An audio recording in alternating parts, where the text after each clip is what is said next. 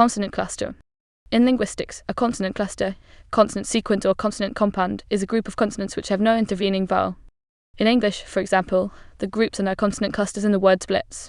In the education field, it is variously called a consonant cluster or a consonant blend. Some linguists argue that the term can be properly applied only to those consonant clusters that occur within one syllable. Others claim that the concept is more useful when it includes consonant sequences across syllable boundaries. According to the former definition, the longest consonant clusters in the word extra would be end, whereas the latter allows, which is phonetically in some accents. Phonotactics. Each language has an associated set of phonotactic constraints. Languages' phonotactics differ as to what consonant clusters they permit. Many languages are more restrictive than English in terms of consonant clusters, and some forbid consonant clusters entirely. For example, Hawaiian, like most Malayo-Polynesian languages, forbid consonant clusters entirely. Japanese is almost as strict, but allows a sequence of a nasal consonant plus another consonant as in the name of the largest island of Japan. Halitalized consonants, such as in or single consonants. Standard Arabic forbids initial consonant clusters and more than two consecutive consonants in other positions, as do most other Semitic languages, although modern Israeli Hebrew permits initial two consonant clusters, e.g. Gap, pumpkin, and Moroccan Arabic, under Berber influence, allows strings of several consonants. Like most Montmay languages, Khmer permits only initial consonant clusters with up to 3 consonants in a row per syllable. Finnish has initial consonant clusters natively only on southwestern dialects and on foreign loans, and only clusters of 3 inside the word are allowed. Most spoken languages and dialects, however, are more permissive. In Burmese, consonant clusters of only up to 3 consonants, the initial and 2 medials, 2 written forms of, at the initial onset, are allowed in writing, and only 2 the initial and 1 medial are pronounced. These clusters are restricted to certain letters. Some Burmese dialects allow for clusters of up to 4 consonants with the addition of the medial, which can combine with the above-mentioned medials. At the other end of the scale, the Kartvelian languages of Georgia are drastically more permissive of consonant clustering. Clusters in Georgian are 4, 5 or 6 consonants are not unusual. For instance, flat, trainer, and peeling, and if grammatical affixes are used, it allows an 8-consonant cluster. He's plucking us, you peel us. Consonants cannot appear as syllable nuclei in Georgian, so the syllable is analysed as CCCCCCCVC. Many Slavic languages may manifest almost as formidable numbers of consecutive consonants, such as in the Slovak words quarter and clunk, flop, and the Slovene word welfare.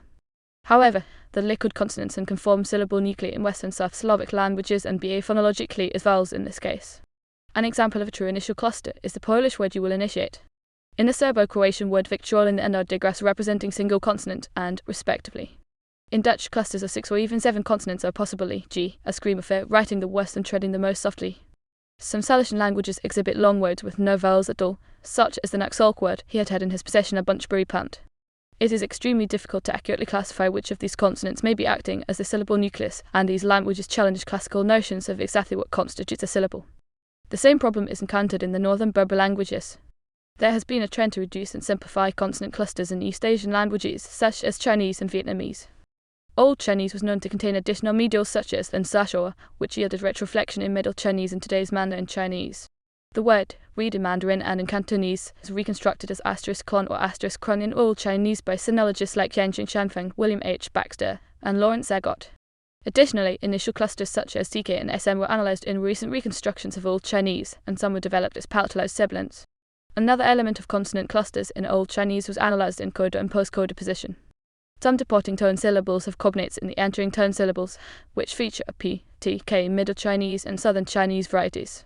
The departing tone was analysed to feature a post-coda sibilant S. Clusters of PS, TS, KS were then formed at the end of syllables. These clusters eventually collapsed into TSRS before disappearing altogether, leaving elements of diphthongization in more modern varieties. Old Vietnamese also had a rich inventory of initial clusters, but these were slowly merged with plain initials during Middle Vietnamese, and some have developed into the palatal nasal. Origin. Some consonant clusters originate from the loss of a vowel in between 2 consonants, usually but not always due to vowel reduction caused by lack of stress. This is also the origin of most consonant clusters in English, some of which go back to Proto-Indo-European times, e.g. glo from Proto-Germanic *glo, from Proto-Indo-European *g aspirated el acute, where *g aspirated el is a root meaning to shine, to be bright, also present in glee, gleam, glade, etc. Consonant clusters can also originate from assimilation of a consonant with a vowel. In many Slavic languages, the combination my and me regularly gave mli and mle. Compare Russian semil with polysemia, both from Proto-Balto Slavic *sim. Loanwords. Consonant clusters occurring in loanwords do not necessarily follow the cluster limits set by the boring language's phonotactics. These limits are called restraints or constraints. See also optimality theory. A loanword from a Dickin extinctive language to well up violates objects limited to initial consonants. Also, the English words sphere and sphinx Greek loanwords violate the rule that 2 fricatives may not appear adjacently word initially. English. In English, the longest possible initial cluster is 3 consonants, as in split, strudel, strengths, and square, all beginning with or containing, or and ending with, or. The longest possible final cluster is 5 consonants, as in X and 12ths in some dialects, though this is rare perhaps, Franks, owing to being derived from a recent German loanword. However, the enants may also be considered epithetic for many speakers. Nasal sibilant sequences in the coda require insertion of a voice that stop homorganic to the nasal. For speakers without this feature, the word is pronounced without the. Final clusters of 4 consonants, as in X and 12ths in other dialects, 6, bursts and rhotic accents and glimpsed are more common. Within compound words, clusters of 5 consonants or more are possible if cross-syllabic clusters are accepted, as in handspring and in the Yorkshire place name of Hampsway. It is important to distinguish clusters and digraphs. Clusters are made of 2 or more consonant sounds, while a digraph is a group of 2 consonant letters standing for a single sound. For example, in the word ship, the 2 letters of the digraph together represent the single consonant. Conversely, the letter can produce the consonant clusters NX, exist, sexual, or some pronunciations of luxury.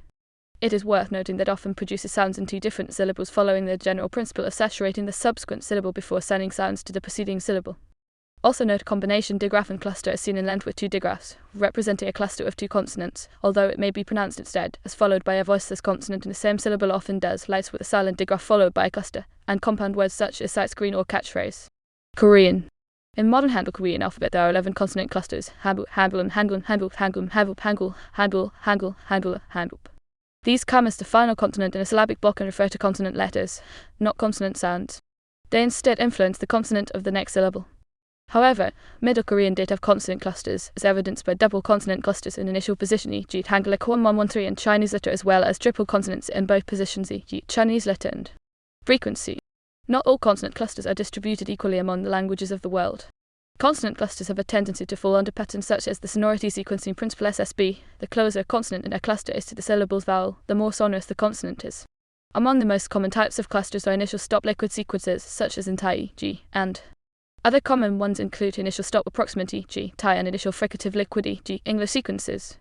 More rare are sequences which defy the SSB, such as Proto-Indo-European, and which many of its descendants have, including English. Certain consonants are more or less likely to appear in consonant clusters, especially in certain positions.